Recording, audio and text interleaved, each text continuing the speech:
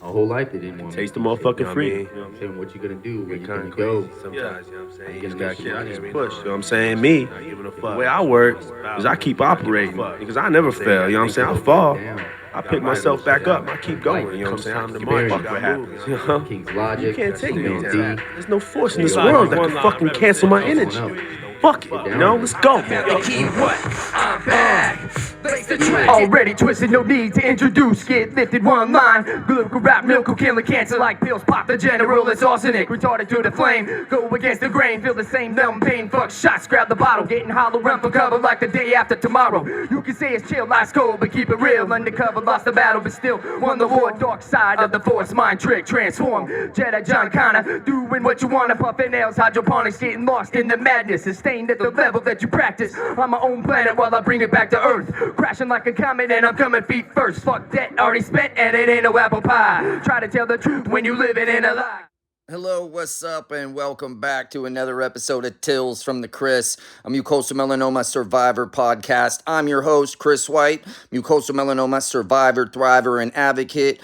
Please welcome on today's show a mellow homie I met in Washington, D.C. this year during Advocacy Days in March. Please give a warm welcome for Mrs. Candice Mason. Got it. Cool. So what's up? What's up? All right. Now that technology is finally brought us together. Yeah. So, anyways, I wanted to say what's up. We met this last March in Washington during Advocacy Days, and one of the things I remember you talking about then was your brain surgeries. Because prior to that, for the last 6 months of last year, I had they were monitoring. I was doing MRIs every 6 weeks because I had this growth that started on the edge of my occipital lobe. Because my left occipital lobe was where I had my brain mets to, and so I had and it was 1 centimeter, and I had five uh, targeted sessions in 4 days because I was out of time because I had to scan on Christmas Eve. So on the 23rd, they gave me a double dose. But anyways, and then it was like, I don't know, 2+ years later or whatever, I did this in December of 2019. So last year, yeah. So what is it? 2.5 years later, it starts this necrotic growth on the edge of where the radiation mark was. We were able to compare it and everything, and it grew up, for a little bit, and then now it started to shrink back down. But it's just like scar tissue. But at the time, exactly. but as soon as they start telling me there's this, like the first scan, it wasn't really mentionable, but then on the next one, when it was said that that now it's mentionable, we need to follow it. It was, I was doing MRIs every 6 weeks, in between my regular 3 month clinical trial stuff. So I was just I was literally thinking, oh shit, because I had asked them they're like, oh, it's fine until it gets to a certain size. I'm like, well, what do you mean? Like, well, what's that size? And so anyways, they're like, but you're far from that, it's in millimeters is what the thing grew in, you know what I mean? It never got it stayed in millimeters, but we were able to detect it, enough. And so, but I had asked the question, well, if it got whatever size, what would we do in there? Will we radiate it again? Or we would, where we would go cut it out? And I'm like, so surgery? And they're like, yeah. I'm like, oh shit, that sounds pretty crazy. And so I kept on thinking oh man, I kept on thinking I'm clean, and then not. But anyways, just the whole thought of the brain surgery and shit. And then nobody really in the mucosal melanoma world that I talked to a lot of like, yeah, I had some brain surgery, you know what I'm saying? But when I met you and you were started to talk about your brain, I was like, oh shit, that's badass. That's crazy. And so, yeah. And then I remember watching the pictures you posted. And so I was like, but it into detail, it's like, yeah, it's like, they got in there. I think it was like a 5-hour surgery. I remember checking in or going back at 9 a.m. I think that's when the surgery was supposed to start. And then I got into the ICU about dinner time. Like it was like 5 o'clock because they got me all, they cleaned me up and got me into bed. And then they're like, did you order dinner? I was like, no, I was in the middle of brain surgery. Was I supposed? Yeah. I didn't have time to eat. I thought that's what you guys do. You're supposed to order any food. Oh my God. Wow. That's insane. So tell me more about that surgery. I mean, like what, leading up to it I feel like out of all of the melanoma treatments that I've had, for some reason, I was not scared of the brain surgery, but I think partly it had to do with the doctor behind it, because he was one of the guys that saved Gabby Gifford's life. And so from that point on, like the neurosurgery department at the University of Arizona, it's kind of like a big deal. I'm not sure how it is now because he has moved on, but I felt like I had a rock star working on my brain, and he might not have physically touched it, but part of the university is a teaching hospital. So yeah.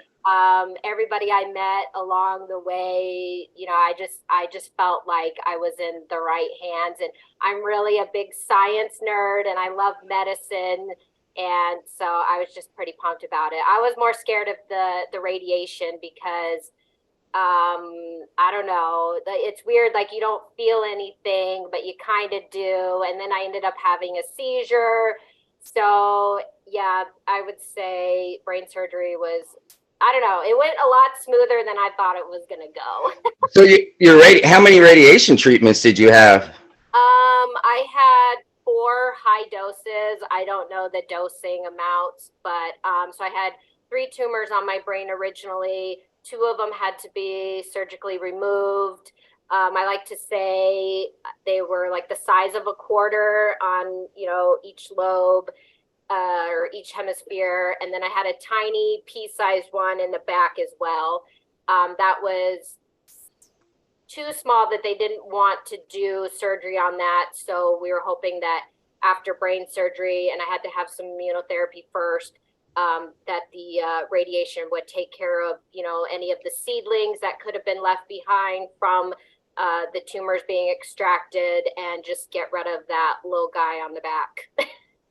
And then, so after those 4 treatments, it took, was there any treatment after that, or was that it in terms of after those 4 treatments, was there any more treatment in terms, like any more systemic, like immunotherapies or chemos or things after that? Yes. So brain necrosis cell death is just, a possible side effect. And I got that on, I like to say this one here was my problem child, because that's the one that gave me the hardest time with the brain necrosis. And I had to do 2 doses of Avastin to stop the capillary formation and all of that stuff. So I had 2 of those, and since then my brain has been clean, knock on wood. But I always get nervous because it's like a ring of, like I have that same scarring, the ring, like it's white. And, at first, is it like the cancer coming back? But we're going to have scar tissue. So there's going to be some things that get picked up over time. But so far, everything has been stable. And that was in 2019. 2019, right on.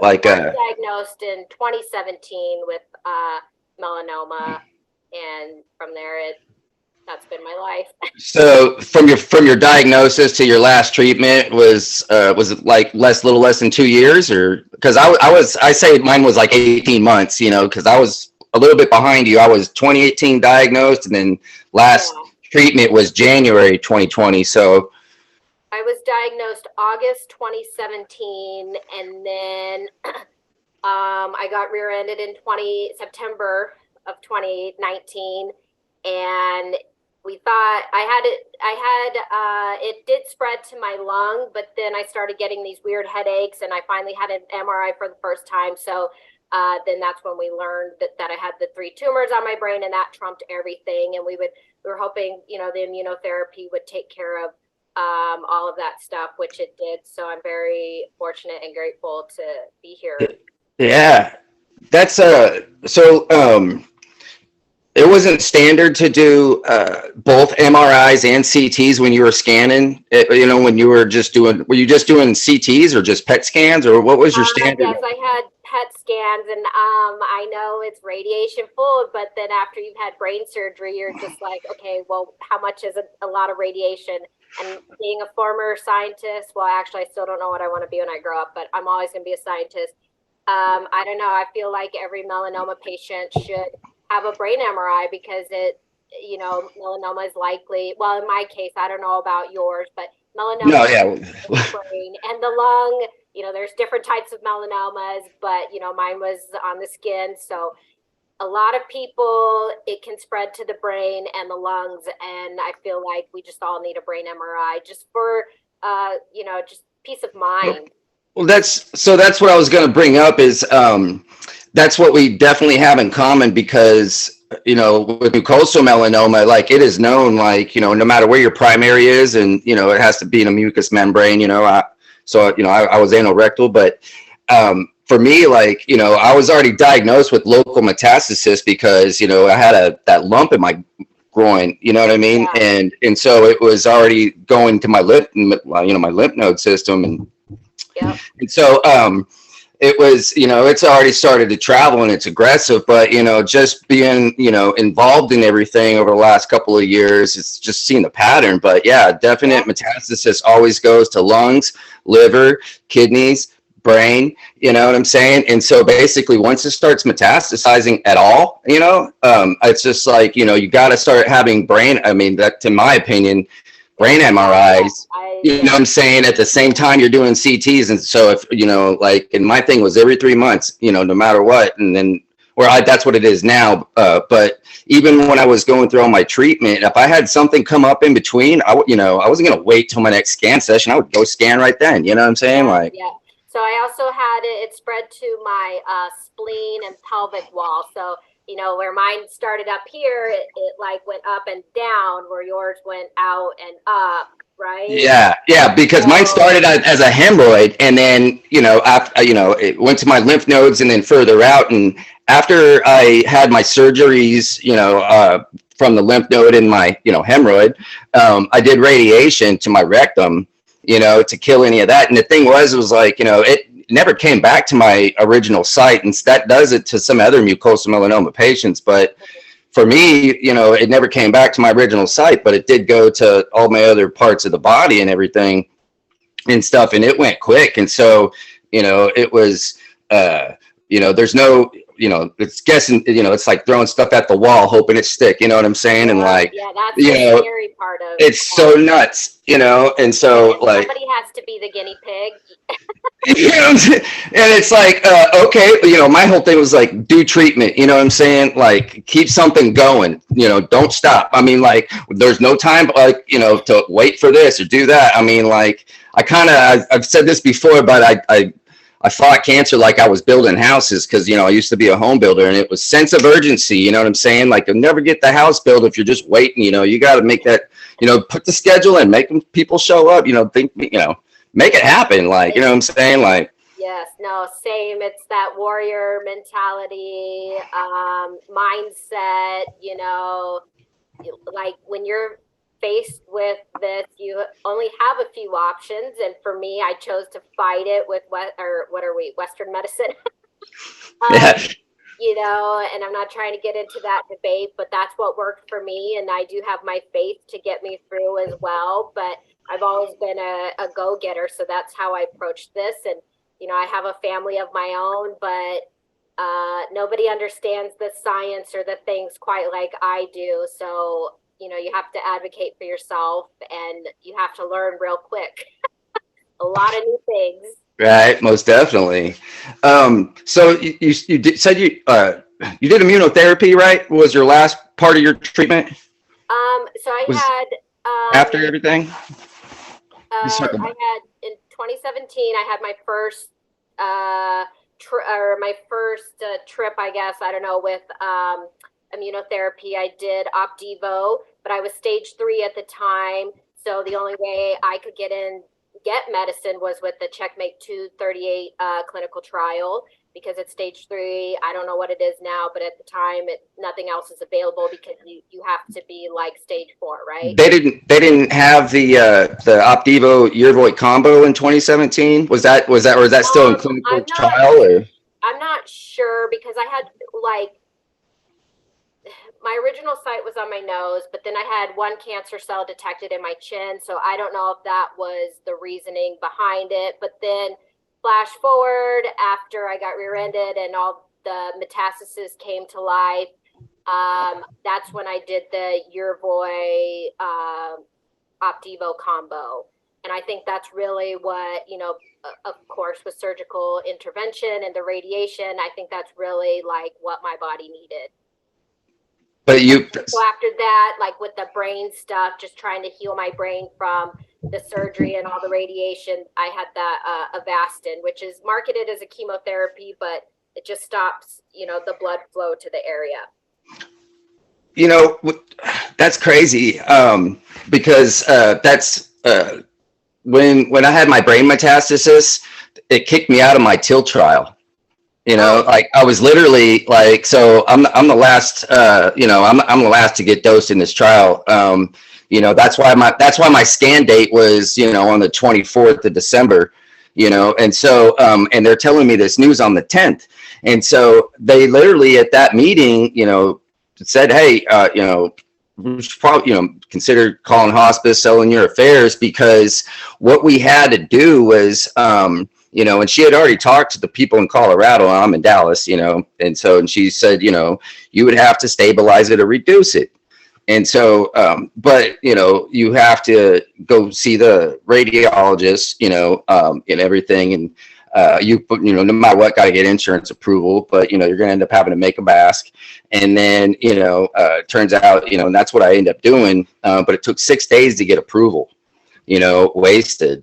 And so by the time we got approval, even though I already had my appointment with the radiologist, they couldn't make the appointment to make the mask, and then put me on the schedule, until the whole insurance approval thing was set. And so by that time, it was like, okay, we got approval, got the mask made, but I needed 5 doses, but I only had 4 days. And so on the 4th day, they gave me a double dose. And then, then I went and scanned on Christmas Eve, which was the last day. And it was such a sketch thing, because, then I waited till the 2nd, flew out to Colorado, saw my doc on the 3rd, and she was like, it's, the actual report showed because it inflames before it goes down from the radiation. Yeah. And so, it actually, the report just said it went up.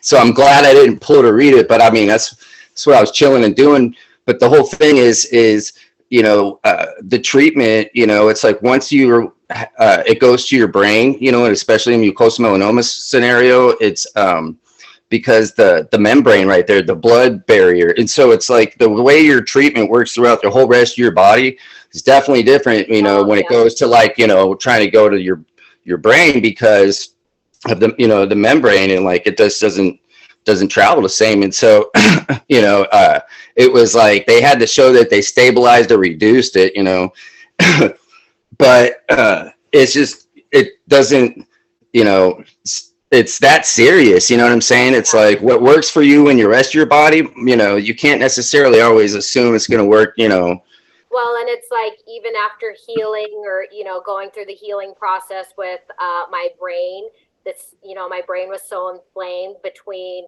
surgery and immunotherapy and radiation, that the steroid to combat that is different because of the blood barrier. Yeah, blood barrier. Yeah, I know. I do the same shit. See, I can't even talk. It's all good. It's so excited. You know what I mean? I do this all day.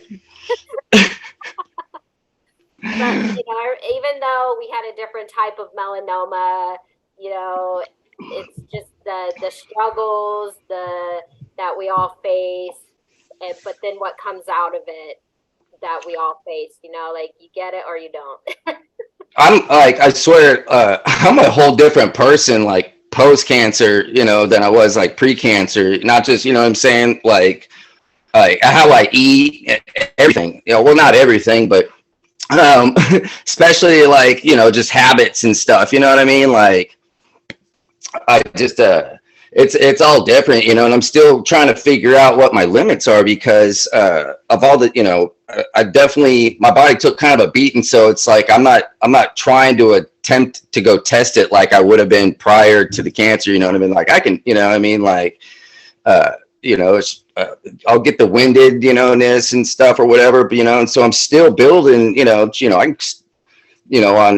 everything and trying to get that long cardio and stuff, and I started picking up, playing pickleball and everything. That's a thing now. It's cool. Homie who's into that. Yeah. I'm like, what am I missing? It's so fun. Oh my God. Like seriously, like I thought I was like, oh, this is goofy, this is just like, old people, whatever, I don't know. But like I went and just to show up and watch it this one day, you know what I'm saying? I went with my stepdad, Bucky, and he's a coach at this place and everything. And it's like, I was just watching and hanging out. And they're like, hey, you want to play? And I was like, sure. And then I like went in and they ended up playing like the entire time, I think, you know what I'm saying? And just like, I ended up on the last court, but everybody was like, you're playing good. And I'm like, I was like the most cardio I've actually done, but it was like a little short sprints. And it was fun because like, I've said this before, it's like people are, they'll hit it. I mean, we weren't really playing that serious, but they'll hit it like inbounds and be like, oh, it was out, or it was out of bounds, be like, oh, it was in. Like they're not looking. I mean, nobody, it's crazy. I don't know, and it's more like ping pong, and I'm like, what I'm saying, like, all right. I don't know. The kids at school in PE, they play, tennis rackets with the wiffle balls, and the kids want me to play with them. I'm like, I'm not good at this. Like, I'm not chasing that ball. Sometimes I'll hit it, but you go get it. I mean, I have a pull-up bar, and other than doing different pull-up variations, I do push-ups. But other than that, like, I mean, I haven't been to a gym in like, since way before my cancer. Fitness is not my thing. I use like my own body weight. Yeah. But after I was in the ICU for 3 days, but part of my brain that was operated on had to do with movement. So my external. It's all coordination. Yeah. So I was still walking, but like, don't take for granted the small stuff. You know what I mean? Like I basically had to relearn how to walk again, take my time. I mean, getting up out of the bed to go to the bathroom for the first time was like, what? I mean, can somebody help me? It was not fun. And then you have all those, pain meds that just don't make life any easier. And so, yeah, I think I know what my limits are, but I don't always listen to them because I was like, well, I couldn't walk for a minute. Like, I'm going to walk. I'm going to do what I can while I'm alive now. So, yes, I do get tired. I do get brain tremors. And it depends on the day that you ask me what my side effects are. Sometimes I'll get like these nasty, like migraines, and then it gives me. I was gonna say, I would imagine, the headaches, are probably a little bit different. You know what I mean? Now that I do enjoy my sleep, and if anything, it's just some ibuprofen. I do try to fight it. Like I'm just a quiet fighter overall. Today I feel good, but that's so ibuprofen. Like the ibuprofen, that's good for you. I mean, are you not doing anything stronger than ibuprofen? I excuse myself to take a nap if I need to, or to lay down. That's about it. But I have 3 young boys, and we're a baseball family, and the older one's like going to high school, and now he's playing, like he's got 3 baseball games Saturday, and I'm just like, oh, tired. And like he's in high school. He's playing high school ball. That's the hope and the goal, but right now he's in a club team, and then we're finishing. So like middle school, the middle school's still like 14 years old, or? Yeah, he just turned 14, but he'll be a freshman next year. So we took a break from baseball for a while, but now he's back into it, and we're doing that was my thing growing up. Like that's all I played. I mean, like that was my sport. I did it year round. I lived in Southern California. I lived in Irvine, and I played, in Little League and the Northward League. It was like you had spring ball and then winter ball. There was all stars. I did it year round. So many. Or whatever. It was my thing, and then that's I think it was my 7th or 8th grade years, you know what I'm saying? And that was like my last year, and I had played it so much, and I was just kind of like, I want to take a break, you know what I'm saying? I was just kind of like not in the spot, like my dad, was always he had been my coach, for like years when I was like little or, just around, but he was, that was our thing and stuff. And then he ended up like moving to Texas, and I lived in California. I was just going through all, I was a little kid. I was like in 6th grade, you know what I'm saying? Yeah. When he left and everything to go to Texas, to work. And I was just like the baseball thing. And so over the next like year or two after then I kind of like gave it up. And then, I actually ended up moving in with my dad, like right before high school, like that's, that summer before high school. And then, because my dad ended up coming back to California, and then I moved in with him. And then, like right after that, he was like, I got a job in Texas. We're going to move to Texas. And I was like, okay. So I moved out to Texas 1 week before my freshman year of high school. And out here, it was like a whole different atmosphere than what like I thought high school was going to be like going to high school in Irvine, California. You know what I mean? And so, to Plano, Texas. And I was, I never played sports again. You know what I'm saying? Like, I started working, you know what I'm saying, and doing that thing. And you know what the messed up part is my first job, was actually at a place called Z-Tan. I worked at a tanning salon for my brother as a bed cleaner, and then I got just promoted, you know what I'm saying? Like when I was like a freshman in high school, you know what I'm saying? And like 14, 15 years old, you know what I'm saying? And then doing that kind of thing. And I thought it was cool. And it was the thing, you know what I'm saying? This is like 1996, 97, you know what I mean? And it was like, yeah.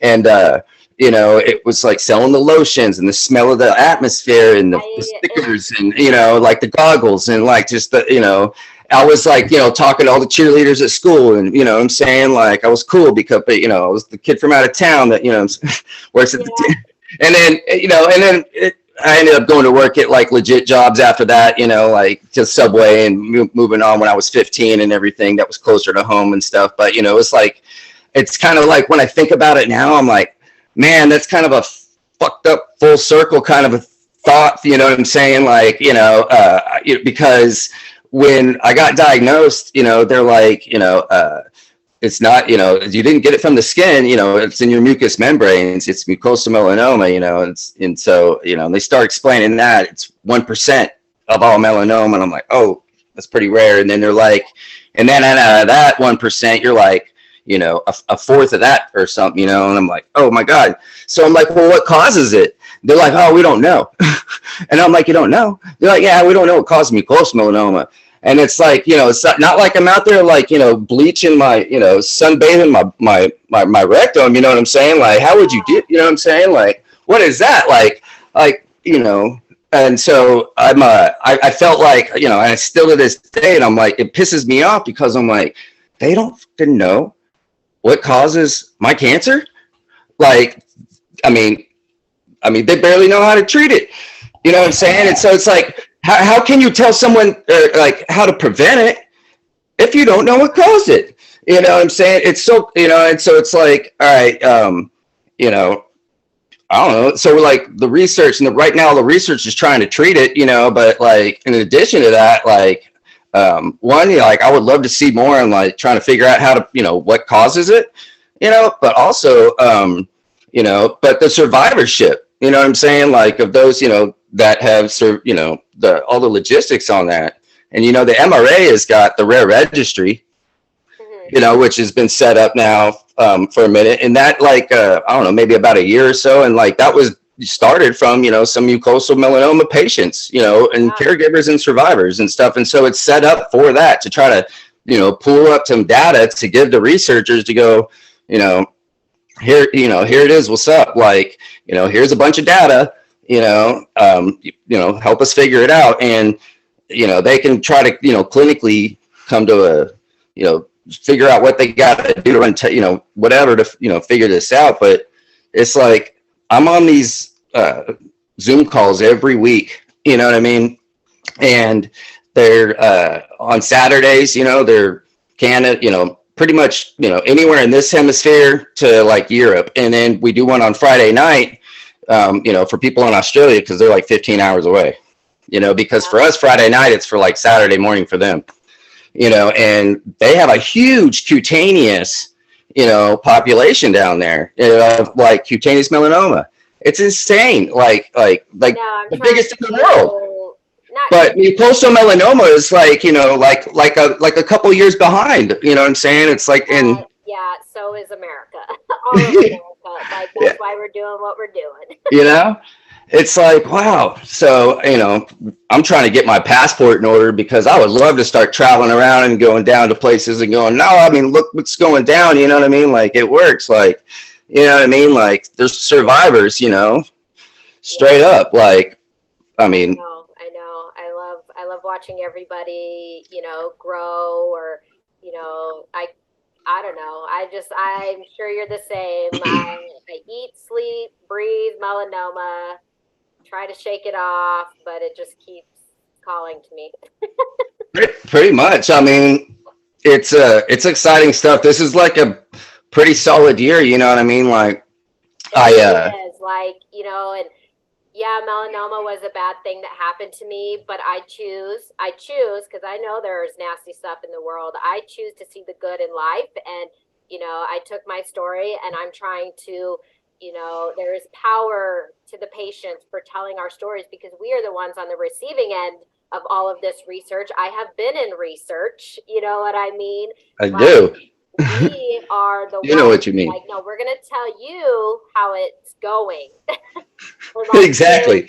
In the front lines of Arizona, we're trying. There's a few of us here in Arizona trying to get people to listen, but it's a very large state. And, sometimes I feel like we're talking to brick walls, but, maybe we'll get there.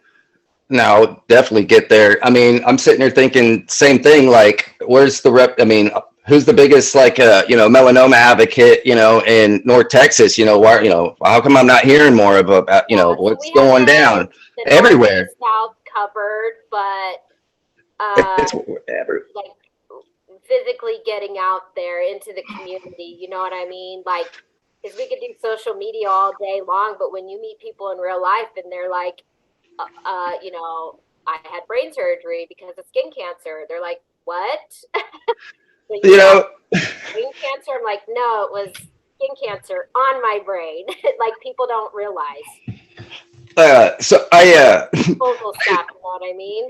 Exactly. Like, one of the things that, I mean, I've been on LinkedIn for a long time. Like, I got a LinkedIn account when I became a SAP recruiter, like in 2012 is when I originally got it. And then, over the years, it's kind of, changed, into new home construction. That was like, my, connections in world. And now it's like literally advocacy groups, pharmaceutical groups, doctors, nurses, everything medicine, like I mean, all day, every day. I mean, like, just connect and trying to, like, everything. And there's like so many different conventions and things that are going on throughout the country, throughout the year. And like, I just came home after Washington and made like a list, after this past advocacy days. And I wrote down, and there was like maybe 25 different events, but there was a mix between ASCO events, AACR, SITC, SMR, next year's advocacy days and scientific retreat, plus the week before that is Rare Disease Week in Washington. I'm sitting here thinking I could go 3 weeks in Washington. That'd be dope. I know. You know what I'm saying? Like, boom, boom, boom, boom. So I'm just like, I mean, like, I'm so passionate. I mean, I want to be able to go around and tell my story and be like empowering, you know what I'm saying? And so I'm sitting, I'm like, I'm thinking I need to get together, make like a pamphlet, kind of a thing, but, have a like an overall like melanoma education thing, so I can at least start going locally to schools and stuff like that. I think Julie Frampton said she's done some of that. I know if I can talk to Patrick, Goodell and Robin Fine and get with them. And because they do that up in Minnesota and everything and stuff. And so, but I'm sitting here thinking, like, definitely I've looked it up. There's nobody in, my community, and I've lived all around the same county, for the entire time I've been in. I'm born and bred and yeah. And so it's like, all these different, towns within this county and everything, just this general part of North Texas and everything. And it's like this area. And I'm just like,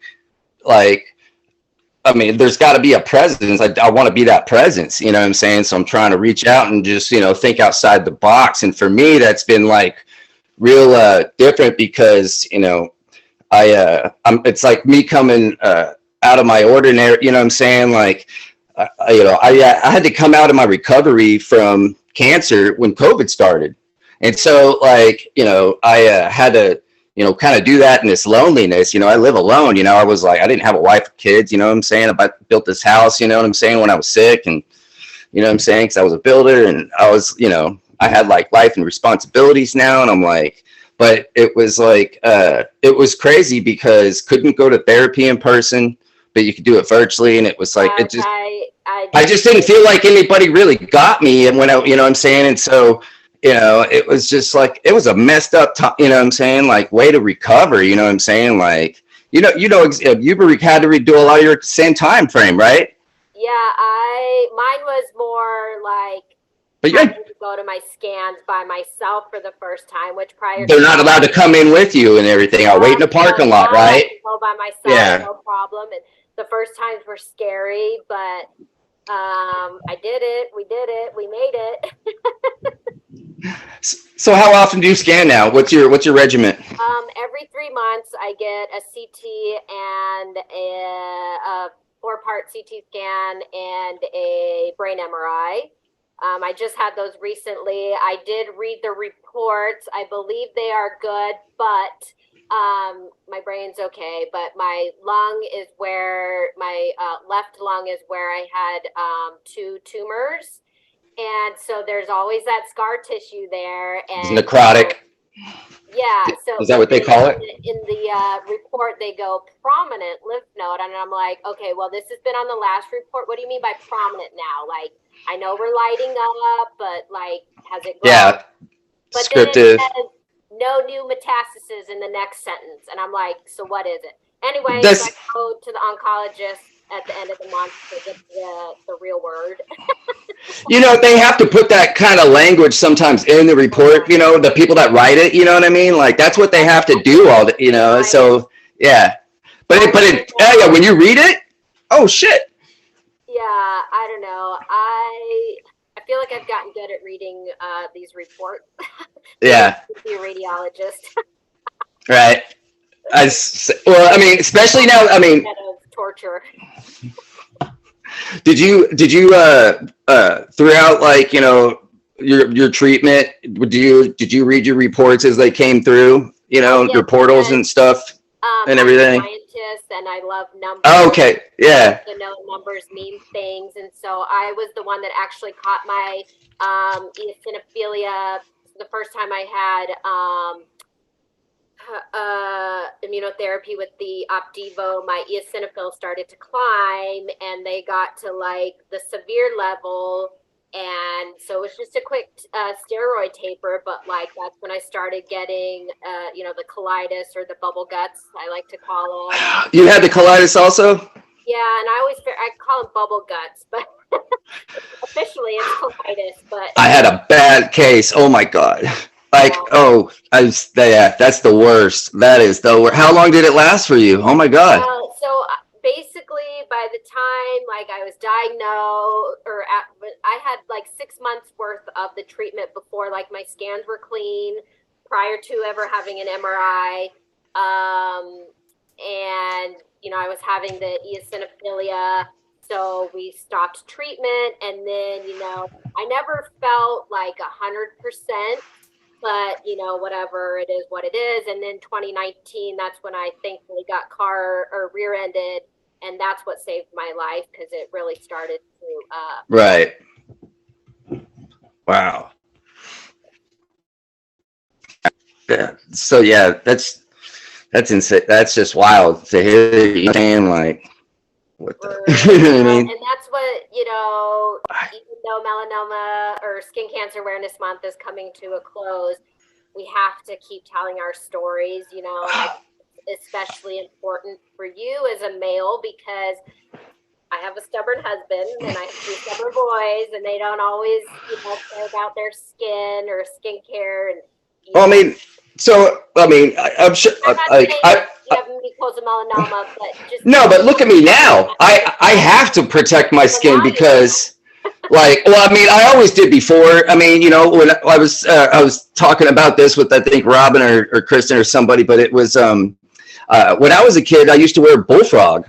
You know, was the stuff when I was, you know, going to the beach all the time. You know, that literally I was on swim team when I was a little kid. You know, along with all playing baseball, and I mean, lived outside in you know what I'm saying? It was a 90s kid in California. You know what I mean? A rollerblader, I mean, all, you know. So I felt always like I was protected and stuff, and, you know, kind of knew about sun safety. So when I moved to Texas, and so I was never looking for a sunburn.